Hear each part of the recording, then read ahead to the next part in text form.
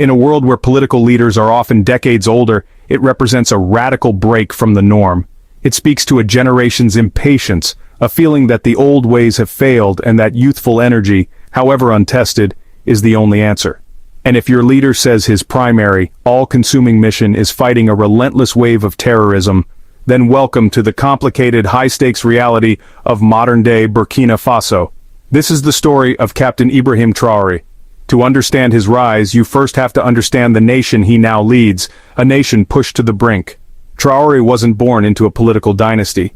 He was born in 1988 in Bondoukoui, a small rural town. He grew up far from the corridors of power in the capital, Ouagadougou. He was described as a quiet and talented student, eventually attending the University of Ouagadougou where he studied geology.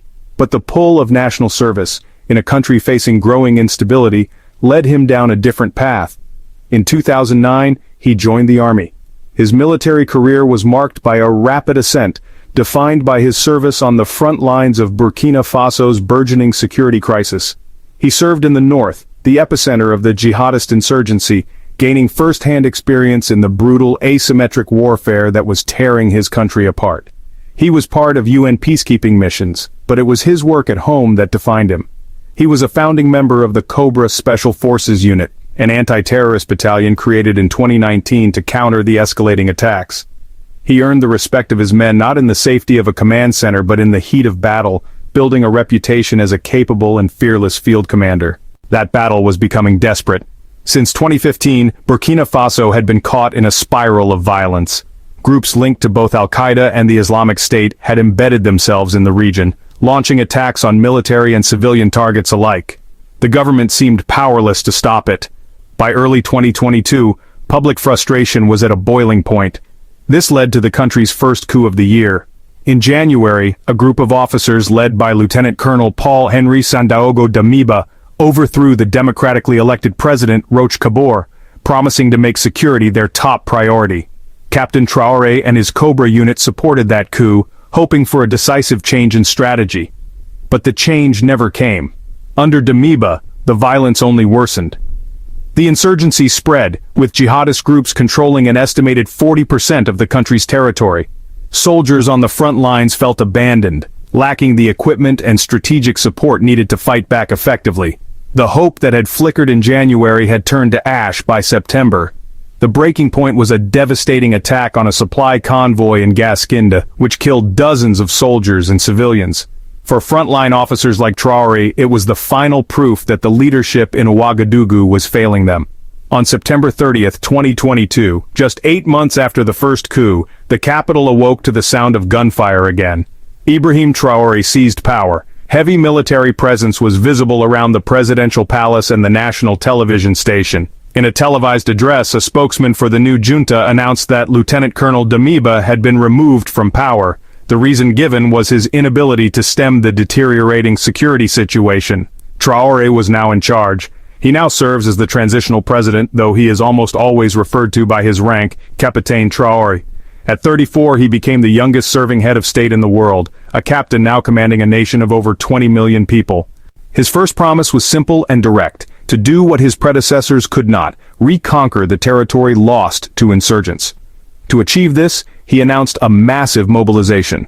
His government launched the Volunteers for the Defense of the Homeland program, or VDP, aiming to recruit tens of thousands of civilians to support the army. It was a call to arms for the entire nation, framing the conflict as an existential fight for survival. This policy has been both praised and criticized. Supporters hail him as a patriotic soldier, a man of the people finally taking decisive action. They see the VDP program as a necessary step, empowering local communities to defend themselves. They see him as a leader bravely battling jihadi groups that threaten the very fabric of their society. But human rights organizations have raised alarms, warning that arming civilians with minimal training could lead to abuses and further escalate intercommunal conflicts. Critics call him a strongman. They point to the military takeover as an unconstitutional power grab. They highlight the suspension of political party activities and the crackdown on media outlets, including the expulsion of French journalists, as evidence of shrinking political freedoms. For them, the path to security cannot come at the cost of democracy and fundamental human rights. Traoré's government has also dramatically reshaped Burkina Faso's foreign policy, pushing back against what he calls neo-colonial interference. This has meant a definitive break with the country's former colonial ruler, France. Traoré demanded the withdrawal of hundreds of French special forces who had been operating in the country for years, a move that was wildly popular with his supporters. This pivot away from Paris has been accompanied by a pivot towards new partners, most notably Russia.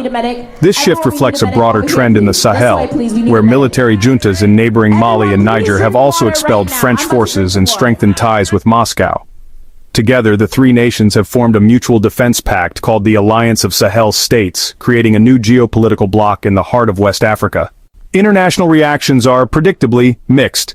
The regional bloc, ECOWAS, and the African Union condemned the coup and suspended Burkina Faso. Western partners, particularly France and the United States, have expressed deep concern over the democratic backsliding and the growing Russian influence.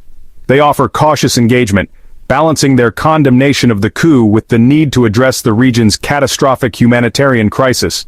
Others, however, see Traoré's rise through a different lens, viewing it as a legitimate expression of national sovereignty. On the ground, the impact is complex. The humanitarian situation remains dire, with over 2 million people internally displaced by the conflict. The relentless violence has shuttered thousands of schools and health centers. Yet, amidst the hardship, there is also a surge of nationalistic pride for many. Supporters see him as a figure in the mold of Thomas Sankara, the country's revolutionary leader from the 1980s, another young captain who championed self-sufficiency and Pan-Africanism. They believe he is finally charting a course for true independence. Bottom line, Ibrahim Traoré is a deeply polarizing figure, a reflection of the profound divisions and desperate hopes shaping his nation. His official title, Leader of the Transition, signals that his rule is meant to be temporary. Elections were initially promised for July 2024, but his government has since stated that holding elections is not a priority while the country is at war. The timeline remains uncertain, contingent on a security situation that shows few signs of immediate improvement. The future of Burkina Faso hangs in the balance, caught between the promise of restored security and the peril of entrenched military rule. It's a story of youth, rank, and a military-backed transition that is actively reshaping the future of a nation and a region. Want a deeper dive? Subscribe and I'll break down the timeline next.